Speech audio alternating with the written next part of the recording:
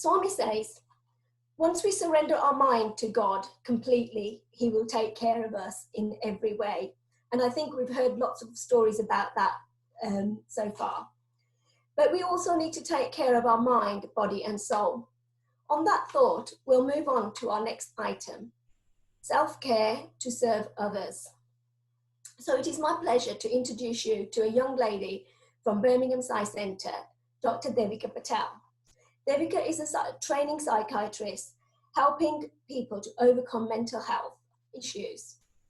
She has a passion for raising awareness and educating people on mental well-being. And Devika will be sharing her thoughts with us on mental health taboos and hopefully starting some useful conversations.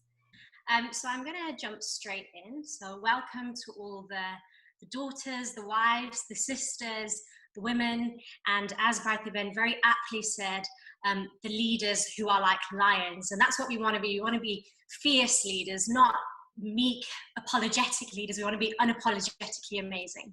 And that's what my presentation is going to be about. So Manishanti kindly gave me the title, Self-Care to Serve Others. And I thought, well, that's a really good title. What I want to involve in there is women and mental health, spirituality and Swami's teachings. But what I also wanted to do was think that actually the title I was given was more about the end point where self-care was to serve others. And I thought we actually need to take a step back. And when we think about serving others, well, we can't serve others until we serve ourselves and we practice self-love. So that's what most of my presentation is going to be about. And in order to do that, what I do need to do is talk about taboos and places, no-go areas, which we might not talk about quite openly in the Eye Centre, might not even talk openly about within our friends or our family, but I think this is the perfect kind of place to start doing that, especially when we've got 106 participants today. So if I'm just going to get my presentation up. Perfect. So the first exercise that we're going to do, only for 20 seconds, very quickly because I've got 15 minutes, is I'm going to put a word on the screen, and in your minds I want you to think of describing words, so adjectives to describe it. So it's a bit like a brainstorm in your brain about this word, okay? And the word is, surprise, surprise, a woman. So it can be in any form, a sister, a wife, a daughter, but just words that come to your mind that kind of describe that word, okay? It should be quite easy because we're talking about ourselves. And here is a collection of words that I came up with. So dedicated, compassionate, resilient, powerful, courageous, selfless, committed, inspiring. And these are all really positive and lovely words. However, through our lives, we might not be able to be 100% compassionate, 100% caring, 100% selfless. And why might that be? Well, it could be that the way that society is, maybe social constructs, maybe judgment, that as women, we've kind of been told that we're second-class citizens, even if our parents have brought us up in the most amazing environment where we are treated equal to our siblings. We may feel, as an experience of going to school and in the workplace, we kind of had to work harder to get that kind of same level of respect. So I kind of looked at a woman's life, going through her whole life, and thought about the areas where they might find some difficulties. And I know there's kind of been a theme in the panel where everyone's had quite kind of scary experiences of having car accidents. So imagine if every step, so there's 9 steps here, was a car accident. And imagine after every step you had an injury. Just imagine what kind of person you would end up at the end, and would that person be capable of serving? Yeah. And really, if I've had 9 car accidents and I broke a bone with each one and I was less able to help, then I don't think I'd be able to physically, mentally, spiritually serve, no matter how much I kind of pray to God and try to connect with myself. So just kind of talking through this. The reason I want to do this is that so that we can start having these open conversations, so that we're not living in this idea of that because we're part of the Sci-Fold, we have these perfect lives, because we don't. We go through lots of difficult experiences as women. And Swami has said that that is the case because we have the ability to kind of thrive through this, not just survive. But as women, we may only just be surviving because we think, well, I have to put up with this and I have to make myself smaller in a situation. For example, if we think as childhood, if, for example, I don't have any brothers, but if I did, and my parents showed a preference to my brother from a young age, I would also automatically start thinking I'm inferior. Now, what the parents are doing in that case is they're teaching their son Raven-like qualities to say, well, women can be imprisoned and are to be kept within a cage. They aren't allowed to find their true divinity. We go through, when women go through the ages of being a teenager, we have periods, and sometimes within Hinduism, this isn't a thing in the Sai fold, and I'm really glad it isn't, but there's a thing about periods and being impure, and well, the period it's a natural part of our body, it's given to us by God, so why suddenly for 1 week every month am I seen as impure when all I am is divinity and an embodiment of God? And there's things like body image. Those things, women, of course, men also go through this, but women are more seen as kind of physical beings. And I think Gayatri Aunty was talking about how social media and there's kind of wants and what you should be like. All of those things are affecting the teenagers and the women and the future leaders of our community. So it's something that we need to be having open discussions about and talking about in the Sai Centre, because that's where the change is going to be made, and how you try to deal with these issues rather than them not being spoken about and pretending that they don't exist. So I wanted to concentrate on the 3 M's. So that is marriage, motherhood, and menopause. Now, 2 of the M's we love talking about. We're always interested in when someone's getting married, why they haven't got married yet. And the funny thing is, it's not even men asking, it's women that have this certain interest to know why someone is 35 and still not married. Well, maybe that person hasn't found another person that sees their divinity within them. So they've actually found that I can be more divine by carrying on, not married, without a husband, and that doesn't make me less of a human being. Yeah. And obviously, I'm not blaming anyone for having these thoughts. These are thoughts that have been put into our minds over generations and generations. But Swami tells us this is not how it was meant to be. Women are there to be the leaders and to help society progress. So we need to remember our true divinity again. Yeah. Within marriage, there could be abuse. It doesn't have to be physical or sexual abuse. It could be emotional abuse. How do we know that's not going on? Well, if we don't talk about it in the centre, everyone will just assume they have this perfect family with this perfect marriage, but that is not true at all. Everyone goes through. If anyone can say on this chat they have a perfect marriage, they are either still not married or they are in some kind of delusion of their own. Yeah. Then we talk about motherhood. Again, it's a question that we love asking. Why have you not got children yet? Have you tried this? Have you tried that? We all believe that we, as women, we judge other women for their decisions in their life about having children. And again, it defines a woman. If they haven't had a child, it almost makes them kind of a bit faulty or less a woman. Why is that? It shouldn't be that. They may be contributing to society in other ways. They could have nieces and nephews and just teaching in any other ways. You don't have to be a mother, again, to carry out Swami's work. And something that happens very commonly, actually, is postnatal depression. That happens in 15% of all pregnancies, which is a really high amount. But again, we can forget about the difficulties of motherhood because it's generally something that's talked about that's really happy. We should be really blessed. But everyone that's been a mother, I've got my time to get there. But I know that it's a very difficult time. Your body goes through a lot, your hormones are all over the place, you have sleepless nights, you're in charge of this baby that needs your support 24/7. And some people may even be tipped into psychosis. And whenever I talk about mental health problems, I talk about them just like physical health problems. So it's not that the heart attack comes out of nowhere. It's a series of events that lead up to heart attack. The poor diet, the lack of exercise, and then it might take some stress in their life, and all of those together then leads to the heart attack.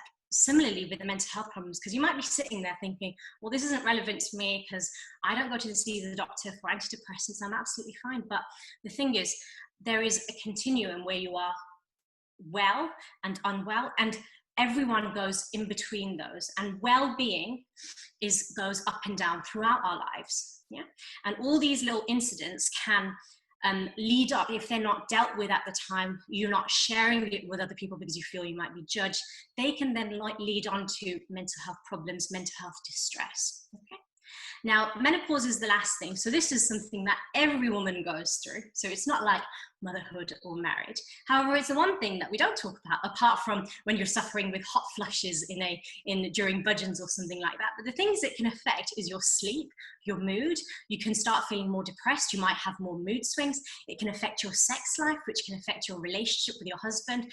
All of these things happen. And the truth is, women will be going through these things together, but feel isolated in the problem and think it's their own problem. And really, it's a problem they're all going through at the same time. And we always say a problem shared is a problem solved. And that's the same with all of these little things that a woman goes through in their life. If we're talking about these things openly, it doesn't have to be a taboo subject. It can be something that we can help each other get through and not just survive each of these things, but thrive and become leaders who are like lions. Okay, these are just some statistics, not to bore you, but I just wanted to kind of put it out there that women generally suffer with mental health problems more. So despite us supposed to be the most resilient out of men and women, we still do suffer. And that might be because as women, we haven't been able to support each other as well as we could have. There always seems to be a competition between women, whereas if you're able to see the divinity within yourself, then you see the divinity within others. And if, for example, if you have a problem with another woman and you think, oh, well, she's got it in for me, mother-in-law, she's always nagging at me, well, maybe it's because she hasn't seen the divinity within herself yet, and you can help her realize that. And once she has that self-respect and self-love for herself, only then can she be in a position to give it back. So with depression, it's 1 in 4 in women, 1 in 10 in men. Anxiety, twice as likely to have it than men. Postnatal depression, 15% of women have postnatal depression after a pregnancy. Postnatal psychosis is when you hear voices and see things that aren't really there. And that can happen in 1% of all pregnancies. And that's actually the same rate as having a child with Down syndrome. Whereas we always are tested for and screened for Down syndrome when we have a pregnancy by multiple tests, and it's very widely talked about. Why are we not talking about postnatal psychosis? It's so common. And God forbid there was someone in the Psy Centre that had postnatal psychosis. If we don't create the atmosphere and the environment where you can talk openly about mental health problems that you might be suffering, or a low mood you're having, or anxiety, then it becomes an area where you can't get the support from other women. And dementia, so let's say that you've managed to kind of get through all the stages of life, and you've just kind of survived rather than thrived. And once you get to your old age, then your brain's kind of given up. It says, you know what, I don't want to remember anything, short-term memory loss, that's what I've got in for. So obviously that's not the biological idea of why more women have dementia. So of everyone diagnosed with dementia, 2/3 are women. It's to do with the lack of estrogen, which is seen as protective. So after menopause, women are more likely to have dementia. So I'm not going to bore you with this slide, because we all know what the simple things are that we can do for self-care or self-love. So all the things that Swami tells us anyway: exercise, meditate, eat well, sleep well, help others. But the two that I want to concentrate on is connect socially. So women supporting women and helping each other out, rather than asking a question because you want to know the answer, you can go and gossip and judge them. How about you ask the question because you actually want to help them, or you want to share your difficulties with them and say, actually, I know you're going through this, but I actually went through it as well 10 years ago. Maybe if you're speaking to a younger woman, or if you're speaking to an older woman, asking about what their experiences are and what they're going through, because we've got something to learn from everyone. And if we're all together, then we can actually be the fierce leaders like lions, rather than working on our own. The other thing is finding your passion and your identity. Now, as we go through life, women have to sacrifice, whether it's for their children, for their husbands, their in-laws. And in the process, we might lose parts of our self-respect, our self-love, and our identity. Whereas Swami's always said that for you to have a talent and not share it with others, that is a form of selfishness. So you shouldn't think that, well, actually, I'm taking a back seat for my family. No, because you could actually be giving more to the society, to the nation, to the whole of creation. And that serves a bigger kind of purpose. So you need to reconnect with yourself, think what your passions are, what your strengths are, and show them to the world, and be unapologetically amazing about that. Okay, so this almost final slide is how to seek help. So the whole presentation couldn't be over if I couldn't talk about, if you are in a difficult situation, obviously sometimes speaking with family, speaking to other sisters in the SAI Centre may not be the solution. You may need extra specialist advice. So the way you do that is you can do all the self-help things, otherwise you go to your GP. And most mental health difficulties are managed quite well by the GP, and it could be a medication like an antidepressant, it might be some talking therapies, it could be a counsellor, maybe you feel more comfortable speaking to someone outside, someone that doesn't know you. But if the GP isn't able to manage, then you get referred on to a psychiatrist, so you'd see a doctor like myself to help with more medication and psychology. Obviously, we are very lucky in that we have our spirituality, which I think, when I think of patients, I think of a biopsychosocial model. Biology is the medication, psychology we have, and social, I would say, spirituality. So spirituality is actually a third of the treatment, and for us, it could actually be half of the treatment. So we need to tap into that, and don't keep them as separate things. But our spirituality is going to keep us mentally well. But obviously, if that doesn't help, and you're at a point where you are feeling, if there's any suicidal thoughts, or you just feel, do you know what, I can't help myself in this position, you need to seek help. And there is no shame in asking for help. It's like bringing it back to physical health illness. You wouldn't suddenly start having symptoms of diabetes and think, I'm going to cure this with a prayer. No, you wouldn't. You'd go to the GP and you'd get medication and you'd follow that medication regime. It's not going to make you kind of a weaker person or less of a human being by doing so. So you need to remember that. I've put some helplines on there just in case anyone needs help. And there's a helpline for pretty much anything that a woman goes through. We're very lucky in having such a supportive government. So use all the resources, speak to people, and get the help that you need. So that brings me to the end of the presentation. So I think this was the title I was given, Self-Care to Serve Others. Now, we can't talk about that until we start loving ourselves and respecting ourselves. So if you make that your motto, you see the divinity within yourself, like Bijal Ben said, then we can get to the point that all of our actions will be to serve others anyway, naturally. But the love part is the hard part, because it might mean unlearning a lot of habits, it might mean unlearning a lot of things that have been told to us, and only then we can get to a place where we can serve others. I just want to share a very quick kind of story, one that my dad told me that was really useful to help put this into perspective.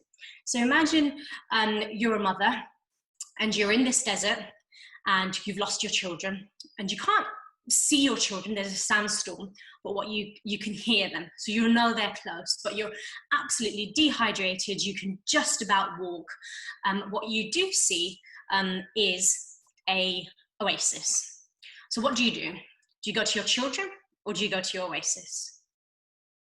So some people might think you need to go to your children. That's your first priority. The right answer is you need to go to the water. If you haven't nourished yourself with self-respect and self-love, you'll have nothing to give to the children, your family, society, the nation, all of creation. So that's where it begins. Okay? And that's the end of my presentation today. Thank you, everyone.